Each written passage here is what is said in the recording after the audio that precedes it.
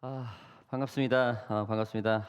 오늘은 또 예배 중에 이렇게 예배 시작하려고 하는데 어디 술 취한 사람이 문을 두드려가지고 라이브 스트림 아니었으면은 들어와가지고 막 예배하는데 들어와가지고 좀 뭐 했겠네요, 그쵸? 예. 아, 백인들의 그 얘기 스타일 있잖아요. 얼굴 가까이서 대해서 얘기하는 거. 자꾸 뒤로 가는데도 막 가까이서 얘기를 하고, 술 냄새도 나고 막. 여러분들 기도 많이 해주시기 바랍니다. 이게 방해예요, 방해. 영적인 방해입니다. 이 어려운 시대에 예배의 불을 끄지 않고 복음 하나 때문에 선교적 사명으로 조금이나마 복음의 역할을 감당하기 위해서 몸부림치는 OPM 단체입니다. 많은 방해가 있는데 여러분들 많이 기도해 주시기 바랍니다. 자, 오늘은 지난주 우리가 마가복음 1장을 통해서 복음이란 무엇인가라는 제목을 가지고 우리가 말씀을 나눴어요. 오늘은 지난주에 이어서 마가복음 그 2장의 본문을 가지고 부르심과 반응이라는 제목을 가지고 말씀을 이어가겠습니다.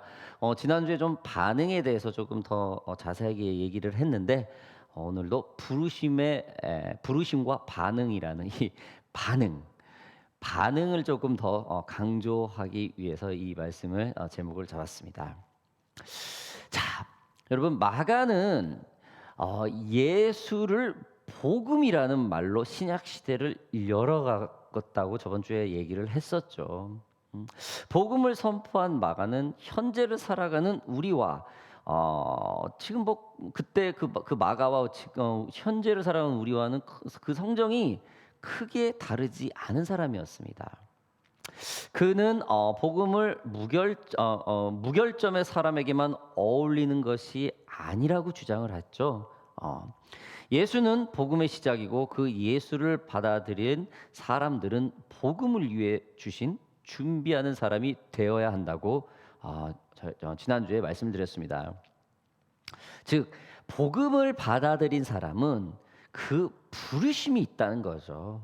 자, 그럼 여러분 그 부르심이 있는 사람은 어떠한 반응을 할까요? 한번 좀 보겠습니다. 그 첫 번째로 연합입니다. 부르심을 받은 사람의 그 첫 번째 반응은 연합입니다. 누구하고요? 네. 여러분 크리스찬들은 누구겠어요? 우리 어떤 공동체나 우리 사회도 마찬가지, 사회 공동체나 우리 교회 공동체에 연합을 위해서 늘 신경 쓰는 게 바로 부르심을 받은 사람이죠. 크리스찬들은 하나님으로부터 회복이 된 사람들의 모임이라고 해도 과언이 아닐 것입니다. 회복의 경험은 아프거나 어떠한 고통 속에 있던 사람이 온전하게 된 것을 의미합니다. 육신의 병이나 고통도 마찬가지일 것입니다. 어떤 이는 몸에 병이 생겨서 병원을 찾아가야 하고 어떤 이는 병이 아닌 사고 등으로 인해서 병원을 가야 합니다. 이 모두가 육신의 회복을 위함이죠. 자, 오늘 본문 첫 부분에 한 중풍병자가 나옵니다.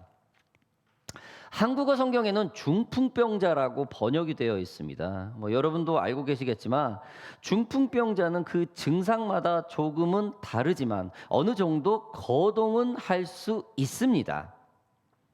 그러나 오늘 성경 본문에서는 중풍병자는 전혀 거동을 할 수 없는 사람이라고 합니다. 네 사람의 도움으로 지붕을 뜯어 그 구멍을 내어서 그 누인 침대로 그대로 이렇게 예수님 앞에 내리게 되죠. 영어 성경의 중풍병자는 paralytic, 즉 이 말은 몸이 마비된 자라는 뜻입니다. 전신마비 환자라는 거죠. 즉 이 환자는 중풍병을 가진 자 중에서도 가장 심각한 증상이어서 전혀 움직일 수 없는 상황인 거예요.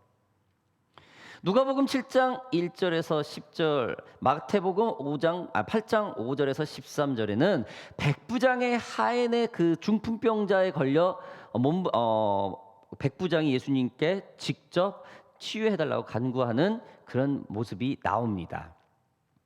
백부장이라는 당시에 조금은 권위가 있고 권력을 가지고 있는 사람의 그 권위 있는 사람이 예수님 앞에 그 하인의 병을 낫기 위해서 간구를 하게 되죠. 그래서 예수님은 만져보지도 않고 보지도 않고 그냥 회복을 시켜버리죠.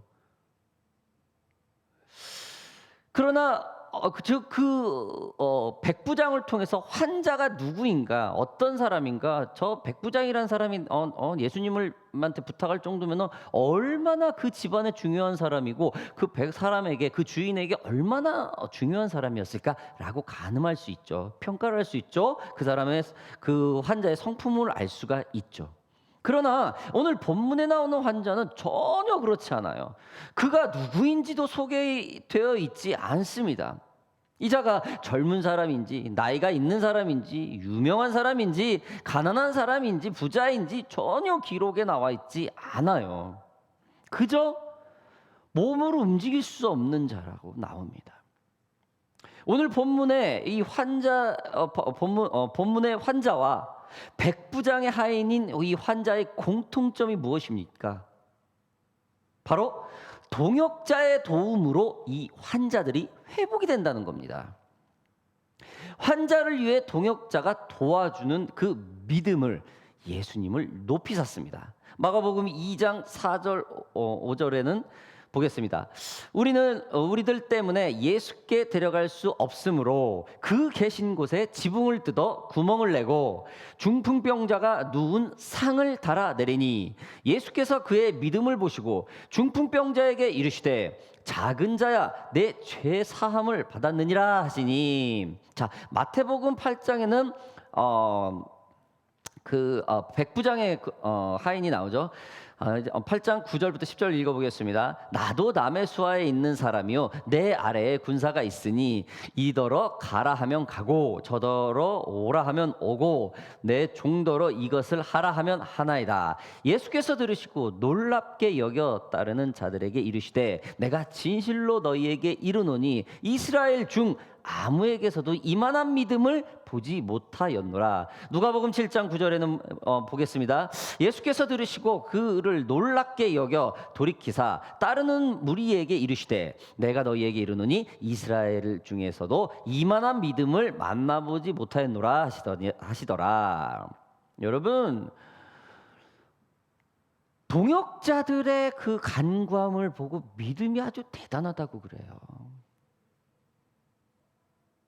우리의 갈급함과 우리의 어려움을 직접 호소한 거 아니고 제3자가 나서서 해줬는데도 그 3자의 믿음을 보고 당사자의 병을 낫게 해줍니다. 이 동역자들은 누구겠습니까? 연합할 줄 아는 사람이에요. 나약하고 아픈 사람을 위해서 희생을 하고 회복시키려고 동역을 하는 사람입니다. 여기서 제가 한번 늘 외치는 그 동역자, 교회 공동체의 중요성, 그 중요성을 우리가 볼 수 있습니다. 한 하인이 얼마나 신실하고 그 주인인 백부장과 그 신뢰하는 관계 속에 있었는가, 한 환자가 이 4명의 사람과 얼마나 끈끈한 관계 속에 있었는가. 그래서 이 주위 사람은 예수님을 만나면 내 종이, 이 친구가 반드시 회복될 거라는 확신을 가지고 있었다는 거죠. 예수님은 그 믿음을 높이 샀다라는 거예요.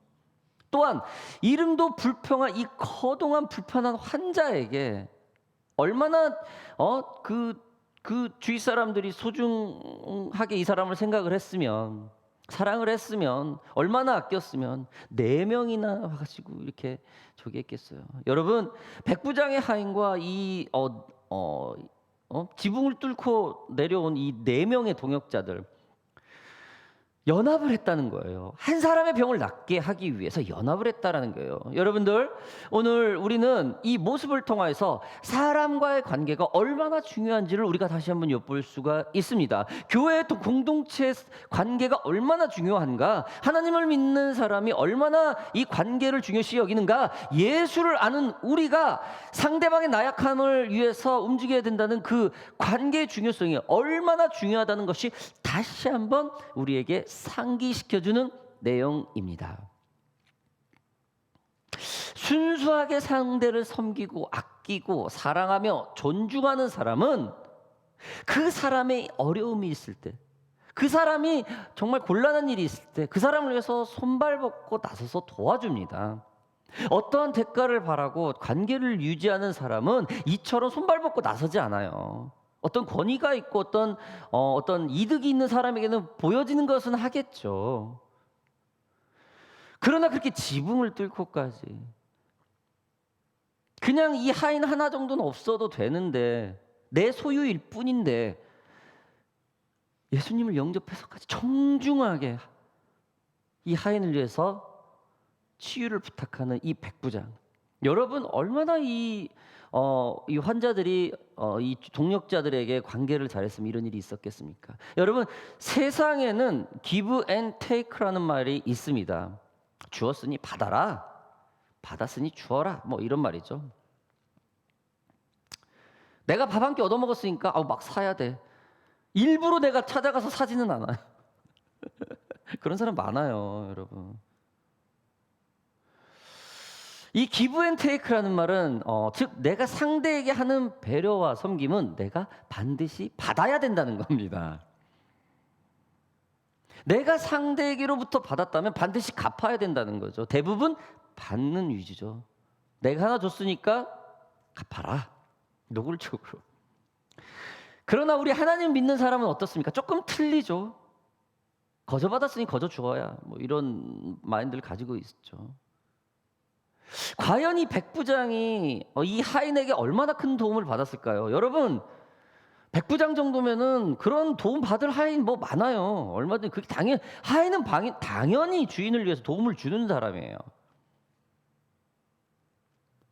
한 사람이 얼마나 관계를 잘했으면은 네 사람이 이 한 사람을 위해서 지붕까지 올라가서 그렇게 이 사람을 살리려고 했겠습니까? 여러분 이 give and take라는 말, 이 말은 하나님을 믿는 사람이든 아니든 누구에게나 이 마음속에 다 도사리고 있죠. 저 또한 뭐 이렇게 받는 쪽보다 조금 주는 성향이에요. 내가 뭐 줄 때보다 그 받을 때를 더 갑절을 크게 얘기하죠. 내가 뭐 다섯 여섯 번 사주거나 뭐 줬거나 한 번 받았으면 다섯 여섯 번 받은 것처럼 제가 이렇게 이모션을 하게 되죠. 그만큼 크게 표현을 합니다. 뭐 받을 뭐 생각도 없고 늘 이렇게 같이 이렇게 나누고 서로 이렇게 교제를 하고 하지만은 여러분 사람의 마음은 똑같아요. 그 안에 조금은 받고 싶은 마음이 도사리고 있다라는 거예요. 제가 좀 우리 OPM 자랑을 조금 하겠습니다.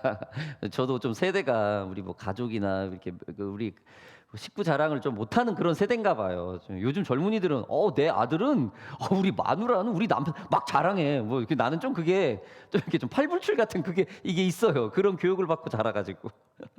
아무튼 오늘은 좀 제가 좀 우리 OPM 자랑을 좀 하려고 그래요. 우리 몇 명 안 되는 멤버이지만 참 서로 참 잘 챙겨요. 뭐 모두가 뭐 시간이나 재정으로 넉넉지 않은 환경인데 서로 나눔을 참 잘합니다. 나누는 물질의 질보다 그 나눔으로써 서로의 존경과 사랑, 신뢰를 확인하는 그런 관계가 늘 유지가 되죠. 서로가 섬길 때 그 섬김을 받은 사람은 가만히 있지 못하죠. 어떻게 해서든지 갚으려고 몸부림치고 있죠. 어떻게 해서든지 그 섬김을 보답하려고 막 이러죠. 아주. 그래서 우리 뭐 팀 전사님도 마찬가지고 우리 뭐 폴 전사님도 마찬가지. 우리 제주로 서로 뭐 아낌없이 이 모습이 너무 아름다워요. 너무 좋아요. 여러분 우리의 가정을 볼 때도 마찬가지겠죠. 이처럼 나눌 때 우리 자녀들이 서로 자신의 것을 나눌 때 그 부모는 너무 좋죠. 또한 우리의 부모들이 그 일가 친척들, 예를 들어서 큰아버지, 외숙모, 외삼촌, 작은아버지, 이모 이런 분들끼리 막 잘 섬길 때 우리 자녀들이 굉장히 기분이 좋고 어디 가서 자랑을 하죠. 우리 집은 이렇게 잘 나눠 먹는 집안이고 우리 집은 넉넉하게 이렇게 막 자랑이 되죠. 이처럼 우리 OPM 가족들은 굉장히 따뜻해요. 서로 잘 나눕니다. 저 또한 그 나눔을 굉장히 지향하고 있는 사람이죠. 여러분, 이게 바로 공동체의 힘입니다. 이것이 바로 서로의 관계이자 연합입니다. 이것이 교회의 힘입니다. 지금 예수님이 백부장이나 4명의 사람들의 마음을 높이 평가하면서 그 믿음의 감동을 보면서 흐뭇해하고 있습니다. 그래서 그들이 원하는, 이 환자가 원하는 건지, 그것보다도 이 옆에서 가는 백부장이나 이 4명의 그 간구하는 마음을 그 자리에서 들어줘요. 사람이 삶을 살 때 영적이든 육적이든 때로는 넉넉할 때가 있고 때로는 빈곤할 때가 있어요. 때로는 힘이 넘치고 때로는 너무 지쳐 있죠. 이럴 때 여러분, 서로 도와주고 힘을 합치고 격려하는 것이 바로 공동체입니다. 이럴 때가 바로 가족 공동체이고 이럴 때가 바로 교회 공동체입니다. 이처럼 서로 연합하여 섬기는 것이 교회 공동체의 기본입니다. 이렇게 연합하여 서로 섬기는 것이 하나님의 부르심을 받은 자의 기본입니다. 여러분, 교회는 성도들이 기쁠 때나 슬플 때나 서로 나누며 함께하는 것입니다. 여러분, 하나님의 부름을 받은 사람은 기쁠 때나 슬플 때나 서로 함께하는 것입니다. 여러분, 믿으십니까? 반대로 사단은 어떻게 합니까? 사단은 기쁠 때나 슬플 때나 서로 분리되는 것을 좋아합니다. 사단은 함께할 때 불편한 마음을 제공합니다. 사단은 기쁠 때나 슬플 때나 서로 신경을 굉장히 곤두서게 합니다. 날카롭게 합니다. 잘 섬김을 받았는데 왜 이렇게 잘 섬기나 하고 의심하고 약간 이렇게 좀 삐딱하게 이렇게 만드는 아주 저기압으로 하는 게 바로 사단이 주는 마음입니다. 기쁘게 섬김을 받을 때는 좋은데 자신이 또 갚으려고 하니까 너무 하기 싫은 거, 이거 100% 사단이 주는 마음입니다. 여러분과 저의 마음 안에 그리스도의 그 부름을 받은 자들로서 연합할 수 있는 이 섬김의 마음이 넘쳐 또 넘쳐나기를 주님의 이름으로 바랍니다. 교회는 함께하는 공동체입니다. 서로의 실수나 잘못을 덮어주고 격려하고 부족한 부분을 서로 채워주는 그런 곳입니다. 함께할 때 서로를 돌볼 수 있고 격려할 수 있고 약한 부분을 채워줄 수 있습니다. 마치 부부 같죠? 마치 가족 같죠? 이것이 바로 하나님의 부르심을 받은 자의 그 첫 번째 반응인 연합입니다. 여러분, 출애굽을 할 때, 성경에 나오는 출애굽을 할 때 12지파의 또 그 지파들도 모두 다 성격이 틀리고 너무나 개성이 강했어요. 그들은 각 지파마다 해야 할 일들과 성격이 모두 달랐죠. 예를 들어서 유다나 단지파는 성막 이동 시 최고 앞에 최전선에 섰죠. 그들은 전사예요. 그들은 무기를 쓰는 자입니다. 왜냐하면 이들은 전쟁에 아주 능한 자들이기 때문에 누가 쳐들어오면 강한 선두에서 그 장막이 다치지 않게 먼저 막아줘야 되는 역할을 했습니다. 단족속이 후미를 지켰었죠. 에브라임이나 벤자민 지파는 어땠습니까? 성막 안에 내부에 있는 내부를 지켰었죠. 그들은 성격이 섬세하죠. 특히 벤자민 족속은 아주 우리가 말하는 아티스트 같은 여성의 성격을 많이 가지고 있죠. 아주 예민해서 성막 안에 있는 물건들을 지켰어요. 레위 족속들은 레위 족속들은 예배고요. 그래서 이들은 광야에서 이 12지파가 불기둥과 구름 기둥이 보일 때 12지파가 서로 연합을 해서 이 장막이 움직일 수가 있었던 겁니다. 이들이 연합을 해서 40여 년의 광야 기간을 하나님을 잊지 않고 견뎌낼 수 있었던 것입니다. 또한 이 12지파의 연합의 힘은 가나안이라는 이 거인족 속, 이 신대륙에 들어가서 본격적인 점령 전쟁을 할 때 어마어마한 능력, 그 힘을 발휘하기도 했습니다. 여러분, 다윗 때도 마찬가지였습니다. 이스라엘 역사상 가장 강성 대국을 이루었던 다윗이라는 그 하나님의 기름 부은 그 왕을 통해서 12지파를 아주 단결을 했죠. 이 12지파가 단결을 했을 때 이스라엘 역사상 가장 전무후무한 가장 전성기를 맞게 되죠. 반대로 그 연합을 잘못했을 때 어떤 일이 일어납니까? 이스라엘 민족의 그 솔로몬의 아들 르호보암 12지파에서 단 2지파밖에 다스리지 못하죠. 여로보암이라는 그 군수장관 출신 이집트로 도망갔다 다시 왔는데 그 분이 10개의 지파를 다스리게 되는 분리가 돼버리는 게 되죠. 이러한 불행 속에 있어요. 훗날 아수르나 바벨론이 침공했을 때 이 이스라엘 민족은 연합하지 못해서 역사 속으로 사라져버리는 망국의 경험을 하게 되기도 합니다. 여러분, 이 연합이 이렇게 중요해요. 여러분, 연합했을 때 하나님의 치유와 회복이 갑절이나 됩니다. 크리스찬들이 하나님의 말씀을 붙들고 연합할 때 세상에 엄청난 영향력을 가질 수 있습니다. 하나님으로부터 치유와 회복을 원하십니까? 하나님으로부터 온전한 그 첫사랑의 회복이 있기를 원합니까? 하나님으로부터 성령 충만의 회복이 있기를 원합니까? 하나님으로부터 영적 능력이 회복받기를 원합니까? 하나님으로부터 부르심이 있는 분입니까? 여러분, 연합하십시오. 연합하세요. 교회와 연합하세요. 교회 공동체 모임 모든 일에 적극적으로 참여하세요. 하나님의 부르심에 반응하는 교회, 그 반응하는 사람은 연합하는 자입니다. 믿으시기 바랍니다. 자, 말씀 계속 보겠습니다. 14절 보겠습니다. 또 지나가시다가 알페오의 아들 레위가 세관에 앉아 있는 것을 보시고 그에게 이르시되 나를 따르라 하시니 일어나 따르니라. 제가 이게 좀 무서워하는 말입니다. 그냥 일어나서 따랐대요. 저번 주에 우리가 말씀했죠. 그냥 일어나서 따랐대요. 예수님은 중풍병자 환자와 동료들의 연합을 보면서 치유를 했습니다. 그 후 예수님은 곧바로 제자들을 부르시죠. 부르심의 제자들은 어떻게 했습니까? 곧바로 반응합니다. 어떻게? 모든 걸 놓고 반응을 그냥 따릅니다. 그냥 순수하게 따라갑니다. 지금 예수님이 부르고 있는 알페오의 아들 세관 레위인은 이 마태복음의 저자 마태입니다.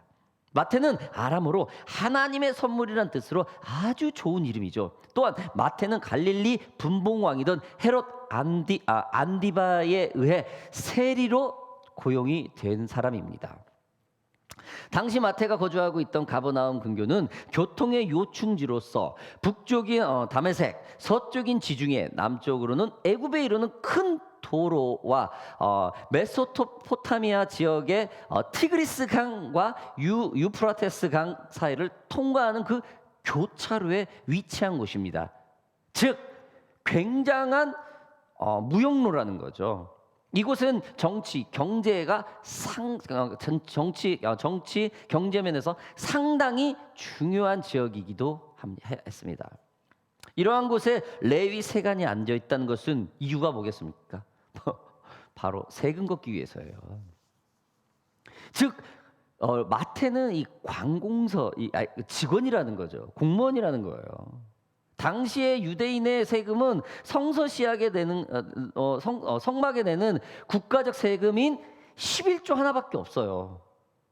여러분 11조는 그 당시는 그냥 국가적 세금이에요. 세금. 지금이야 되니까 우리가 크리스찬만 또 따로 내는 그냥 11조가 어떤 헌금의 개념을 갖고 있지만 그날은 당연히 내는 세금이에요. 안 내면 탈세입니다. 아무튼 이 유대인에게는 세금은 11조밖에 없었어요. 그런데 길 가는 거 무역 항로에 또 세금을 내라는 거예요. 누구에 의해서? 로마법에 의해서요. 그러니 로마의 통치하에 사람들을 세워 하나님이 아닌 국가에 의무적으로 내야 하는 그런 세금, 그 관리하는 사람이 바로 이 세리였습니다. 그가 바로 마태죠. 유대인으로서는 참 이게 참 아주 안 좋은 사람이죠. 친로마 성향을 띠게 되기 때문에 여러분들이 한국 사람 쉽게 이 정도 이해할 수 있죠. 한국 사람 옛날 일제 시대 때 친일파들이죠. 일본 관공서에서 일을 하고 이런 사람들을 조금 매국노라고 그런 게 있었겠죠. 지금 마태가 그래요. 당시 세리는 유대인들에게서 매국노였고 원성의 대상이었고 철저한 멸시의 대상이었어요. 삶은 윤택할지 모르나 동족으로부터 멸시를 당했던 직업입니다. 마태는 이처럼 레위 족속이었지만 하나님의 선물이란 좋은 이름의 뜻을 가지고 있었지만 그의 선택은 그 출신과는 전혀 맞지 않는 삶을 살고 있었어요. 이러한 사람에게 예수님은 다가갔습니다. 그리고 뭐라고 했습니까? 나를 따르라 라고 말했습니다.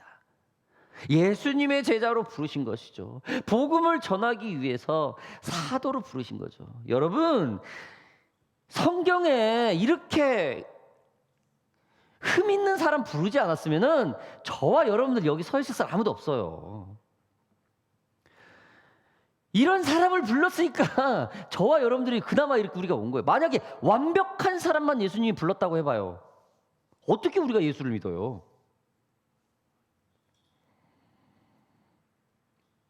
그 부르심에 그 출신이 그 하고 있는 그 매국노드가 됐든 뭐가 됐든 예수님이 그 부르심에 이 마태는 순종하는 반응으로 따랐다는 겁니다. 예수님의 제자는 그 기쁨 소식을 다른 이들에게 복음을 전하는 다른 이들에게 전하는 사람들이죠. 즉 예수님에 대해서 가르치는 사람이죠. 다른 이에게 진실을 전하는 사람입니다. 그러면 어떻게 되겠습니까? 다른 사람으로부터 상당한 신뢰를 받아야 돼요. 그 사람의 삶에 엉망인데 그 사람의 말을 신뢰할 수 있겠습니까? 마태도 이미 알고 있었겠죠. 그러나 마태는 이런 거를 자신이 멸시받는 세리인 줄 알면서도 단 한 번의 망설임이 없이 그냥 따라갑니다. 여러분, 예수님의 제자라는 것은 사람에게 예수를 전하는 겁니다. 복음을 전하는 것입니다. 상당히 어렵고 좁고 만만치 않은 길이죠. 그러나 마태는 이 모든 것을 감당하면서까지 예수님의 부르심에 순종합니다. 얼마나 그 가슴속에 눌림이 있었을까요? 내 출신이 레위인데 왜 내가 이거 여기서 뭐하고 있지? 나는 제사를 드리고 있어야 될 레위 족속인데 내가 왜 민족들한테 욕을 먹어가면서 여기서 뭐를 하고 있지? 여러분, 그 갈급함이 그 다급함이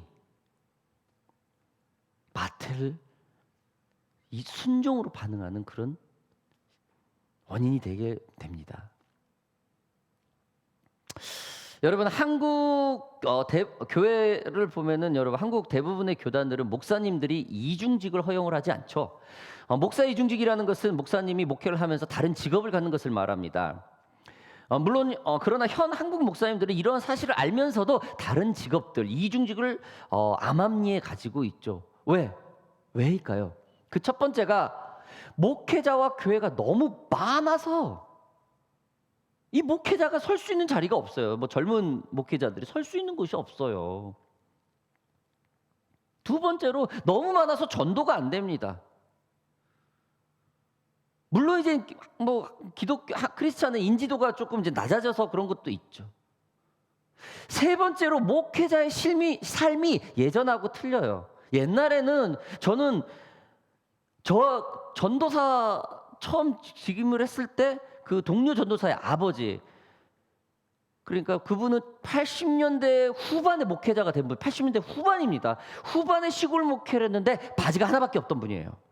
지금 중국에 선교하고 계시는데 바지가 하나밖에 없어가지고 바지를 빨고 성도가 오면은 바지를 대리미로 말릴 동안 반바지 팬티 차림으로 방 한 구석에 있어야 된다고 그러더라고요. 80년대 후반의 목회자 얘기입니다. 양복 바지가 하나밖에 없어가지고. 요즘에 그렇게 목회하는 분이 있나요? 없어요. 질이 틀려졌다라는 거죠. 배고픈 목회는 하지 않는다는 거죠. 마지막으로 한국 교회는 대형 교회가 10%고 90%가 미자립 교회입니다. 그리고 한국의 17%, 18%, 때로는 뭐 19%라는 분도 있어요. 19%라는 그 크리스찬의 90%가 다 대형 교회를 다니고 있습니다. 그래서 이 목사님들의 생계가 되지를 않아요. 이민교회도 마찬가지겠죠. 이 호주는 뭐 이게 더 심하죠. 이 교회 목사님들 대부분이 이중직을 가지고 있죠. 또한 사모님들까지 일터에 나가서 굉장히 많은 일을 하고 있죠. 저 또한 호주에서 이중직을 쉬어본 적이 없어요. 끊임없이 움직였어요. 끊임없이. 저의 아내도 애나 사모님도 뭐 늘 일을 해왔었죠. 그래야 그 가정이 윤택하잖아. 그냥 유지하고 살아요. 목회에만 집중할 수 있는 상황이 아닙니다. 물가가 비싸서 뭐 그런 이유 중에 하나가 있죠. 때로는 호주 이민 목회자 중에는 뭐 교회와 목회는 뭐 게을리하고 자기 가정만을 위해서 막 집중하는 뭐 나중에 그렇게 돼요. 목회를 위해서 일단 뭐 일을 막 2개, 3개 늘리다가 나중에 그게 더 커져가지고 목회 안 해요. 비즈니스 3개, 4개 막 하고 자신은 물론이고 막 교회가 매우 막 이렇게 피폐해지고 있죠. 아예 그냥 여차에 문 닫아버리고 이런 굉장히 많아요. 그만큼 교회 목회자가 사역이 대단히 어려운 게 현실이라는 거죠. 복음 하나면 충분하다는 게 이제는 물러가. 그런 시대에 지금 우리가 복음을 지키고 있습니다. 교회 사역자를 충분히 지원할 수 없었던 예수님의 시대도 마찬가지였죠. 이 레이족속인 마태는 분명히 제사만을 전담하는 그런 사역자인데 그렇게 할 수 없었다는 상황이었죠. 제사는커녕 삶을 이어갈 수조차 없었던 것 같습니다. 그래서 당시의 고학력자인 레위인인 마태는 이중직을 갖게 된 것이었습니다. 즉 아무리 손가락 받을지라도 이 세관을 했다라는 거죠. 마태가 이 세리를 하면서 그 마음속에 얼마나 갈등이 많았겠습니까? 자신이 레위인이면서 레위인답게 살지 못하고 다른 이들에게 같이 먹고 사는 거에만 집중을 하고 소위 말해서 요즘 목회자가 일주일 내내 성경 한 장도 못 읽고 그냥 지나가는 그런 목회자들 많아요. 한 달에 책 한 권도 못 읽고 그냥 그런 사역자들 비일비재합니다. 왜? 이 생활이 너무 치다 보니까. 지금 마태가 이런 상황이라는 거 이해는 하죠. 우리가 충분히. 그 가슴 속에 있던 이 갈증, 이 답답함이 예수님이 부르실 때 이거야 하고 다 던져버리고 순종을 해버려 따라갔다라는 거죠. 결단을 했다라는 거죠. 그 길이 고통과 핍박이 있을지라도 가야 했다. 더 이상 안 하겠다는 거죠. 베드로와 같이 어부는 여러분 그냥 좀 하다가 예수님을 부인하고 잠깐 어부로 돌아갔죠. 여러분 마태가 다시 세리로 돌아갈 수 있었을까요? 빠지면 그 자리 곧바로 누가 차고 들어오는데 그럴 수 없었어요. 다시는 돌아가지 못하는 길이었어요. 삶은 윤택한데 먹고 사는 건 해결이 됐는데 그 막 갈증이 있었다는 거죠. 이처럼 여러분 다시 돌아갈 수 없는 세상의 달콤함의 안정을 망설임 없이 한순간에 버려버렸습니다. 마태가 예수님에 반응하는 그 순종에는 이러한 자기 부인, 이러한 자기 희생 그리고 헌신의 결단이 있었다라는 것이죠. 왜? 마태는 세상의 부귀영화를 한 번에 버렸을까요? 왜일까요, 여러분? 왜 마태가 이랬을까요? 복음입니다. 복음. 좀 전에도 말을 했죠. 이 세상의 사역자가 교회가 복음을 지키기가 너무 힘든 세상이 됐어요. 처음에는 좋죠. 교회도 그 교회 분리기 해가지고 세상에 그 매뉴얼 비즈니스 룰 따라 많아요. 미국의 대형 교회 메가처치로 해 많죠. 지금 다 망했죠. 퍼포먼스에 집중하던 교회 어때요? 팬데믹, 코로나 그러니까 말씀 훈련 안 된 교회 다 무너지고 있어요 지금. 퍼포먼스가 안 되니까 앞에 나와서 뭔가를 해야 되고 말씀은 그냥 잠깐 행위하기 위해서 한두 장 보고 이러는 거야. 평소에 말씀 안 된 사람, 이 복음 진리를 버린 사람들 다 무너지고 있습니다. 여러분 마태처럼 결단하셔야 됩니다. 내 안에 무너진 복음이 있습니까? 버리십시오. 버립시다. 아니 버린 사람과 같이 합시다. 동역자와 같이 합시다. 할 수 있습니다. 복음을 알면서도 자신의 것을 버리지 못하는 크리스찬들 너무나 많습니다. 복음을 알면서도 복음을 배우려 하지 않는 크리스찬들 너무나 많습니다. 그리고 자신의 삶은 변화하려 하지 않습니다. 그리고 그 변화를 위한 결단도 게으릅니다.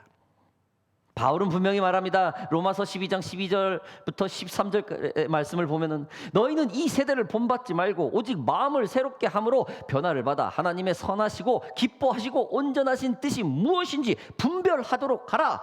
내게 주신 은혜로 말미암아 너희 각 사람에게 말하노니 마땅히 생각할 그 이상의 생각을 품지 말고 오직 하나님께서 각 사람에게 나누어 주신 믿음의 분량대로 지혜롭게 생각하라. 할렐루야. 하나님의 은혜를 안다면, 그 은혜가 복음이라는 것을 안다면 그 삶은 세상으로부터 변화가 되어야 된다는 것입니다. 바로 믿음을 말합니다. 여러분, 우리는 우리 자신에게 질문을 던져야 될 것입니다. 저와 여러분은 세상으로부터 지금 얼만큼 변화되고 살고 있습니까? 아니, 좀 질문을 좀 바꿔보겠습니다. 저와 여러분은 이 세상으로부터 변화를 하려고 얼마나 시도를 하고 있습니까? 하나님의 부르심이 있는 크리스찬이라면 이 정도의 질문은 늘 우리가 하고 살아야 되지 않을까요?